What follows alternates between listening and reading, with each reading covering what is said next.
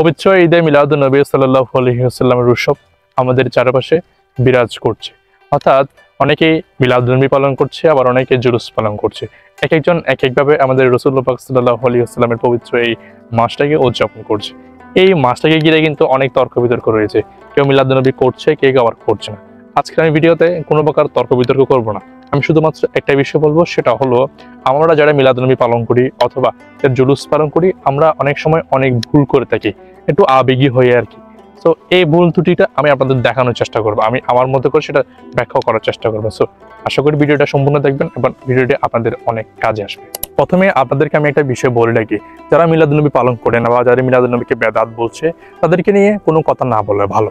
কারণ আপনি একটা ফেসবুকে লিখেন বা হোয়াটস মাহফিলে বলেন, যাই কিছু করেন, যতই হুমকি দামকি দেন না কেন, দেখবেন দিন শেষে তারা কখনোই মিলাদুন্নবী পালন করেনি, ভবিষ্যতেও করবে না। সো প্রেম জিনিসটাকে আসলে কাউকে জোর করে করানো যায় না। তাই আপনারা এই বিষয়টা থেকে নিজেদেরকে দূরে রাখবেন, মানে কাউকে জোরাজুরি করবেন বা কার সাথে তর্ক বিতর্ক করতে যাবেন না। ধরুন একজন ব্যক্তি ফেসবুকে স্ট্যাটাস লিখলো ঈদে মিলাদুন্নবী বেদাত অথবা জুলুস করা বেদাত, হারাম ইত্যাদি ইত্যাদি। আপনি তার কমেন্টে লিখলেন না, যারা এটা পালন করে না তারাই বেদাত, তারাই কাফের ইত্যাদি ইত্যাদি বলে অনেক একটা তর্ক বিতর্ক পরিবেশ সৃষ্টি করলেন সেখানে। আসলে আপনি তা করে কি পেলেন চিন্তা করে দেখবেন। মানে এই ধরনের তর্ক বিতর্ক করে যারা মানে না তাদের সাথে বিতর্ক করে আপনারা কি পাচ্ছেন, আমি সেটা বুঝি না। একবার চিন্তা করবেন না আপনি এখানে কি লাভ হচ্ছে আপনার। আমার মতে এখানে কোনো কিছুই নেই, শুধুমাত্র একটু তর্ক বিতর্ক ছাড়া। সো প্রেম কখনো তর্ক বিতর্ক দিয়ে করা যায় না, এগুলো হচ্ছে মন থেকে করতে হয়। আপনারা যারা তর্ক বিতর্ক করেন আপনাদেরকে বলছি, হ্যাঁ, কখনোই কারোর পোস্ট কমেন্টে এই ধরনের দেখলে কাউকে কোনো কমেন্ট করুন, রিয়েক্ট করুন, আপনি আপনার মতো থাকবেন। উনি ওনার মতো থাকুক, উনি ওনার মতো করে সেটাকে উৎসব করুন, কোনো ব্যাপার না।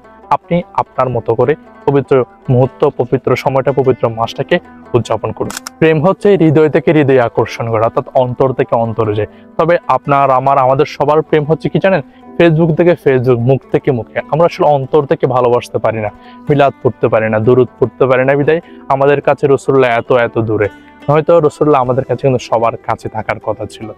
তাই আপনারা যারা উৎসব পালন করেন আপনাদের বলছি, পবিত্র মুহূর্তটাকে আপনার হৃদয় থেকে উপভোগ করুন, এই আনন্দটাকে হৃদয় থেকে উপলব্ধি করুন। তাহলে হয়তো বুঝতে পারে মিলাদুন্নবীর অর্থ কি, মিলাদুন্নবীর ফজিলত কি।